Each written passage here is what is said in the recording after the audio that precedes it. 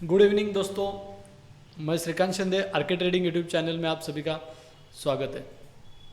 दोस्तों, मैंने कल बताया था बैंक निफ्टी का जो प्रेडिक्शन किया था उसमें हम लोगों ने बताया था कि बैंक निफ्टी में एक रेंज बन चुका है। डेली टाइम फ्रेम में अगर देखें तो बैंक निफ्टी एक साइडवेज कंडीशन में है। मार्केट कोई भी ट्रेंड नहीं पकड़ रहा है। मार्केट एक ही रेंज में, आज दिन भर आपने देखा रहेगा बैंक निफ्टी एक रेंज बाउंड सिचुएशन में थी। ना कोई ट्रेड का मतलब प्लान आप सोच भी नहीं सकते थे, क्योंकि इतना उसमें प्रॉब्लम आ रहा था कि अगर ऊपर जाती है तो रेजिस्टेंस पकड़ के नीचे आ जाती थी और नीचे सपोर्ट लेती है, और उसी रेंज में वो क्या हो रही थी, डाइवर्ट हो रही थी बैंक निफ्टी।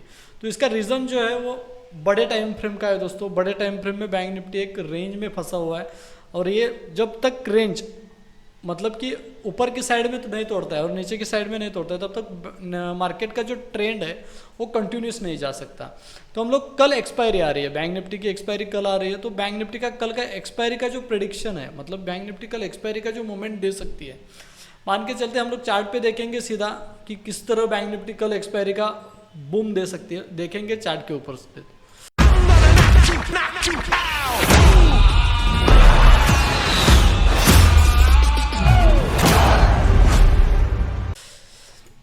यहाँ पे देखो बैंक निफ्टी का हम लोगों ने डेली का एनालिसिस तो मैंने बताया था कि बैंक निफ्टी एक रेजिस्टेंस और सपोर्ट को रिस्पेक्ट कर रही है। जैसे कि मैंने बोला था कि यहाँ पे ये रेजिस्टेंस निकल के आ रहा है और नीचे के साइड में दोस्तों यहाँ पे सपोर्ट निकल के आ रहा है। मतलब अगर बैंक निफ्टी को आप देखा जाए तो यहाँ पे देखो बहुत दिन से मार्केट इसी रेंज में फंसा हुआ है दोस्तों। तो हम लोग क्या करेंगे, मैंने बताया था कि इसी जोन में अगर बैंक निफ्टी ट्रेड करती है तो बड़े क्वांटिटी से ट्रेड मत करो, छोटे छोटे क्वांटिटी से ट्रेड करो। यानी कि आपको समझ में, ये देखो बहुत बार, मतलब यहाँ से आप देख सकते हो तो बहुत छोटे छोटे डोजी कैंडल्स बने हैं। और डोजी कैंडल्स का जो यूट्यूब में मैंने वीडियो डाला है, अगर आप लोगों ने देखा नहीं होगा तो देख लीजिए डोजी कैंडल्स का इंटरप्रिटेशन क्या होता है। अगर मार्केट साइडवेज में रहेगा, मार्केट में इनडिसीजन जोन रहेगा या फेज रहेगा, तो मार्केट में डोजी कैंडल्स बनते हैं। और उसी दिन मार्केट समझ लो कि अगर डेली टाइम फ्रेम में बनता है तो अगले कुछ दिन मार्केट साइडवेज रह सकता है। तो यहाँ पे देखो दोस्तों, ये ऊपर का रेजिस्टेंस लेवल और ये नीचे का सपोर्ट लेवल।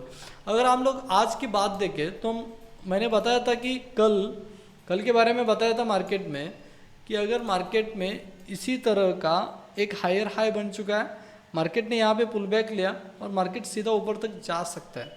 लेकिन यहाँ पे देखो सीधा मार्केट ओपन हुआ गैप अप, मतलब कि यहाँ पे क्लोजिंग हुआ था, गैप अप हुआ, सीधा रेजिस्टेंस के पास ओपन हुआ और वहाँ से नीचे आया।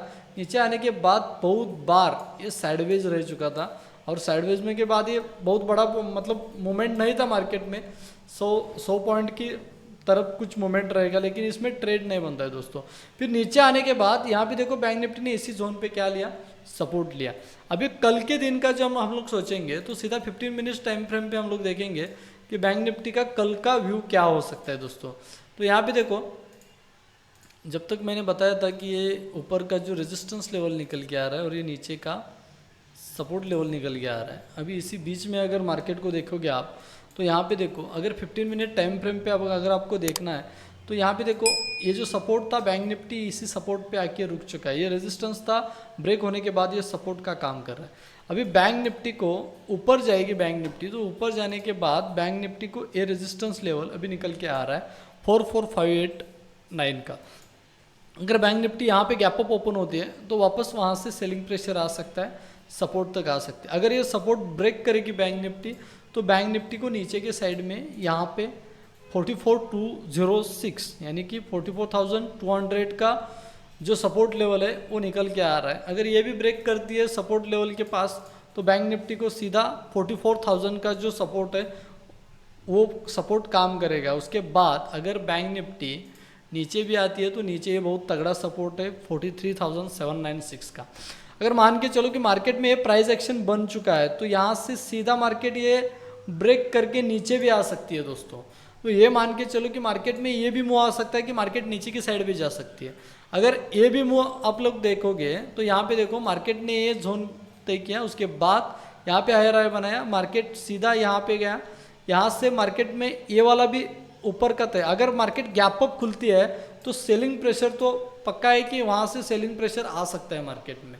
तो ज़्यादातर बाइंग का मत सोचिए यहाँ पे, क्योंकि अगर गैप अप बनेगा तो मार्केट में ज़्यादा से ज़्यादा बाइंग का मत सोचिए। अगर मान के चलो कि यहाँ पे अगर गैप डाउन होता है तब आप बाइंग का सोच सकते हैं कि यहाँ पे अगर कुछ बुलिश पैटर्न दिखाता है, हैमर दिखाता है, या कोई ड्रैगन फ्लाई डोजी रहेगा, या बुलिश एंगल्फिंग रहेगा, कोई भी अगर पैटर्न दिखाता है तो यहाँ से मार्केट ऊपर की तरफ जा सकता है दोस्तों।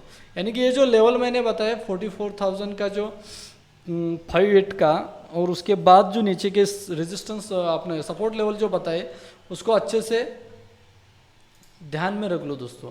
अभी यहाँ पे देखो ये जो ऊपर का रेजिस्टेंस लेवल मार्केट को, ये देखो बहुत दिन से मार्केट इसी जोन में फंसा हुआ है। यानी दोस्तों आप चार्ट देखो, चार्ट को अगर आप देखोगे तो आपको समझ में नहीं आएगा कि ये हो क्या रहा है बैंक निफ्टी में। तो क्या हो रहा है, ये डेली टाइम फ्रेम में जो मैंने ऊपर का रेजिस्टेंस और नीचे का सपोर्ट ड्रॉ किया है उसी के बीच मार्केट क्या कर रहा है, साइडवेज जा रहा है। तो इसी जोन में अगर मार्केट का ट्रेंड आपको नहीं समझ में आता है तो ज़्यादा से ज़्यादा आप उसमें ट्रेड नहीं करोगे तो अच्छा चले, मतलब आपका लॉस नहीं होगा उसमें। तो ऐसा करो कि ज़्यादा से ज़्यादा क्वांटिटी से मत ट्रेड करो, छोटे छोटे क्वांटिटी से ट्रेड करो, और अगर ट्रेड मिलता है तभी आप ट्रेड कर लो। अगर ट्रेड नहीं मिलता है तो कल के मतलब कल का भी सोचेंगे तो कल भी मार्केट साइडवेज जा सकता है दोस्तों। तो सोच समझ के ट्रेडिंग करना। ये जो लेवल मैंने दिया है उसको नोट डाउन करके रख लो, और उसी मतलब वो जो सपोर्ट और रेजिस्टेंस है उसको अच्छी तरह से मार्क करके अपने चार्ट पे अपना जो भी फोकस है, मतलब जो भी प्लान है उसको आप रेडी रखो और अच्छे से ट्रेडिंग करो। ओके, धन्यवाद दोस्तों।